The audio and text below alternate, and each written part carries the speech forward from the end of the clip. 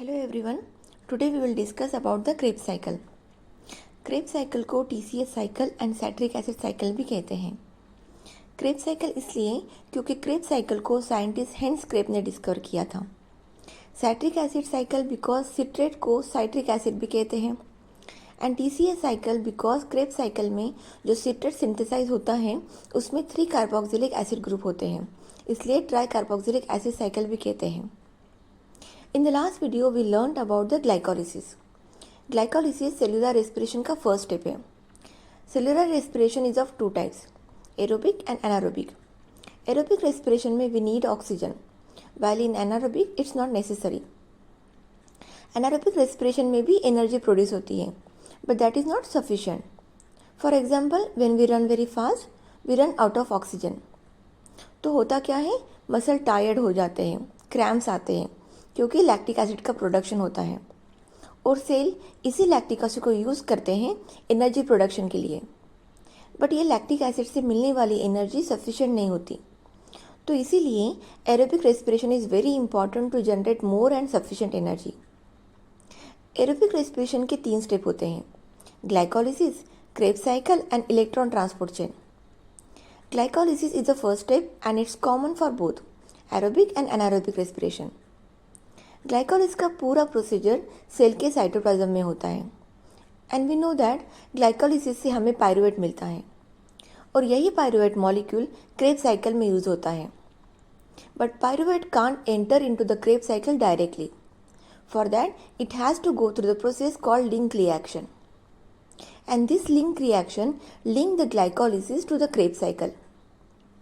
In the link reaction, this pyruvate molecule undergoes oxidation by the enzyme pyruvate dehydrogenase. And in this reaction, NAD plus undergo oxidation and convert it into NADH. And इस process में एक carbon atom release होता है in the form of carbon dioxide. इस वजह से 3 carbon वाला pyruvate molecule convert होता है 2 कार्बन वाले एसिटिल मॉलिक्यूल में. जैसे हम सांस लेते हैं और छोड़ते हैं, कार्बन डाइऑक्साइड बाहर निकलता है, तो एक एक करके ग्लूकोज के सारे कार्बन एटम हम एक्सेल करते हैं और इसी रिएक्शन में एसिटिल मॉलिक्यूल को एंजाइम ए अटैच होता है ताकि वो क्रेब्स साइकिल में एंटर कर पाए. जैसे ही एसिटिल कोए माइटोकॉन्ड्रिया के मैट्रिक्स में एंटर करता है, ऑक्सैलो एसीटेट जो कि पहले से ही मैट्रिक्स में होता है एसिटिल कोए से अटैच होता है, जिससे 4 carbon atoms oxalo acetate converted into 6 carbon atoms citrate molecule में. And this reaction is carried by the enzyme citrate synthase. After entering, coenzyme A releases, which is again ready to attach to other pyruvate molecule. यहाँ पे enzyme को याद रखने का simple तरीका ये है, जब भी कोएंजाइम A रिलीज होता है, enzyme name will be synthase. Okay, तो ये हो गया क्रेब्स साइकिल का फर्स्ट स्टेप. सेकेंड स्टेप में citrate converted into its isomer that is isocitrate by removing and reattaching the water molecule and the name of the enzyme is aconitase. Third step में isocitrate undergoes oxidative decarboxylation and gives the product alpha ketoglutarate. Decarboxylation माने removing 1 carbon atom in the form of carbon dioxide and also reduce NAD plus into high energy molecule NADH. And the enzyme used here is isocitrate dehydrogenase. याद रखिए, whenever the NADH is forming, enzyme का नाम will be end by dehydrogenase. In the fourth step, alpha ketoglutarate again undergo oxidative decarboxylation and gives the product succinyl-CoA. Here again the same procedure will repeat. Releasing of the carbon dioxide and oxidation of the NAD plus into NADH, and the enzyme work here is alpha ketoglutarate dehydrogenase. During this reaction, coenzyme A is attaching the succinyl molecule, so the name of the product is succinyl-CoA.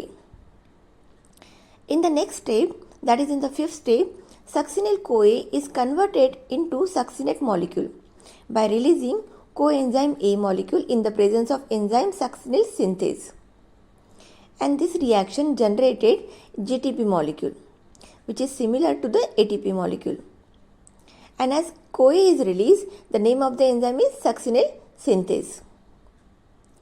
In the sixth step, succinate molecule is oxidized to fumarate, and also FAD is reduced to FADH2 और enzyme का नाम है succinic dehydrogenase. FADH ये work same as NADH. NADH energy produce करता है और FADH भी energy produce करता है, but compare to less than NADH. In the seventh step, fumarate molecule accept the water molecule and form the molecule malate. And the enzyme work here is fumarase. In the last step, that is in the eighth step of the Krebs cycle, malate undergoes oxidation to form the initial molecule of the Krebs cycle, that is oxaloacetate. And again during this reaction, NAD plus oxidized to generate high energy NADH molecule. As again we are getting NADH, and enzyme name will be malate dehydrogenase. And now this oxaloacetate is ready to attach another acetyl CoA molecule. तो ये हो गया पूरा Krebs cycle का procedure. अभी हम देखेंगे कि ग्लूकोज मॉलिक्यूल के ये ऑल साल 6 कार्बन मॉलिक्यूल ऑक्सीडाइज हुए या नहीं.